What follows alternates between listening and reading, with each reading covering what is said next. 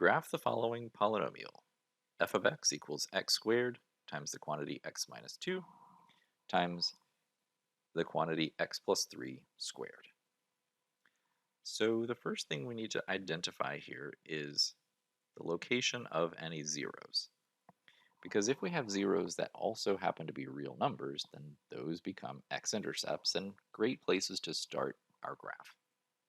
So x squared has a 0 at 0 itself. And in particular, it's multiplicity 2 because it's squared.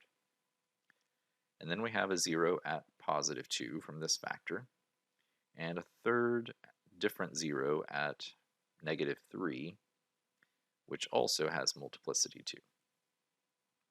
So I can plot these 3 points here. So 0 itself, positive 2, and negative 3.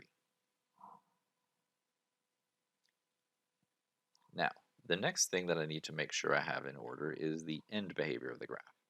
In order to determine the end behavior, I need to know what the degree of the polynomial is. Well, I've got 3 different zeros, but 2 of them are multiplicity 2, so it's really 2 zeros, 2 more gives me 4, plus this last one is 5. So that's odd degree. The leading term coefficient here is just 1. There's no multiplier, so it's understood to be 1, which is greater than 0. So if I have odd degree with the positive leading term coefficient, this graph is going to behave just like x cubed in the long run. So it'll start in the negative direction and end in the positive direction. The other caveat here is the multiplicity. So what happens is when you have multiplicity 2 as a 0, your graph, let's say I start down here in the negative and I start coming up to this particular 0, this first one. Let me come in at a bit better angle there. When I get to this 0, I'm not going to cross through the x-axis. Because it's a multiplicity 2, 0, I'm actually going to just touch the axis and then bounce back away. All right, and then the next 0 at 0 itself, the same thing happens. Go up, touch the 0 at the axis, and then bounce back away. And lastly, this remaining 0 is multiplicity 1, so I actually do pass through the axis here. So my multiplicity works out, end behavior works out, and the location of zeros work out as well.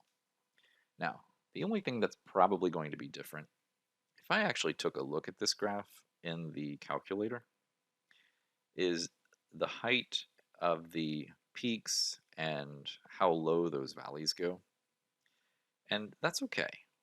We're not really concerned at this point how to get those correct. You'd really need a little bit of calculus in order to get them just right. As long as your graph has the same basic shape, that's all that matters. So you can see here, even though we don't have a great view, we could probably change the y minimum a little bit to try and remedy that. So let me go out to negative 30 and see if that, yeah, there we go. So it starts in the negative direction, comes up, bounces away at this 0, comes down, up, bounces away at this 0, and then finally goes back through this other 0. So the zeros and the end behavior match, and that's all that really matters for right now.